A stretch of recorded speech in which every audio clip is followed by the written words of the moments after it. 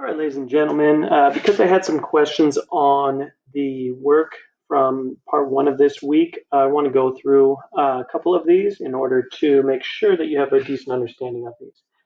So for the first four, you have to find the vertex of whatever the equation is. I already gave the answer to number three, so I'm going to go through one, two, and four, keeping in mind that you're doing really two steps. The first one, you are plugging the values into negative b over 2a.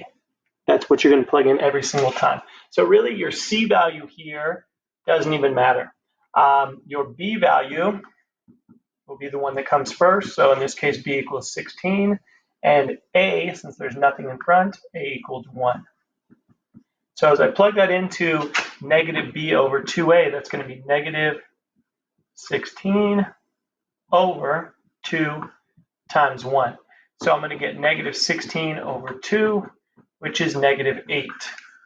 This negative 8 value is going to be the axis of symmetry.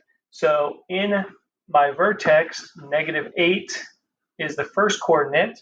And then my second step here, once I know that negative 8 is my axis of symmetry, I plug it back into the equation. So this original equation here, I'm going to plug negative 8 in for x. So y equals negative 8 squared plus 16 times negative 8 plus 64.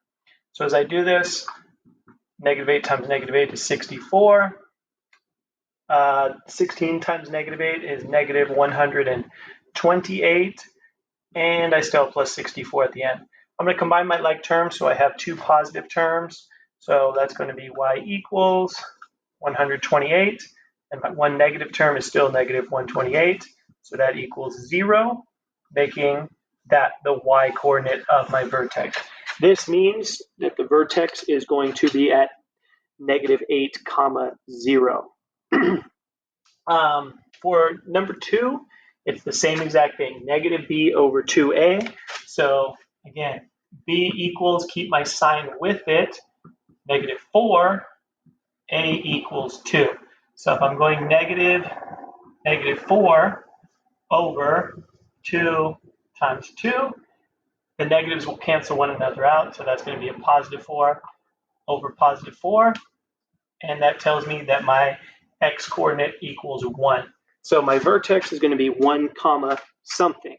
And then I just need to plug that 1 back into the original equation in order to solve and figure out what that value is going to be.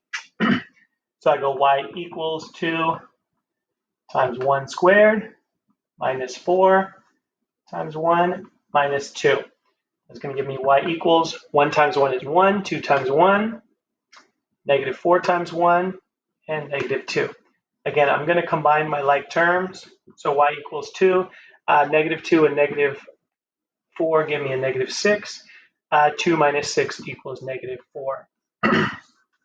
So for number 2, the vertex of my graph is going to be at 1 comma negative 4.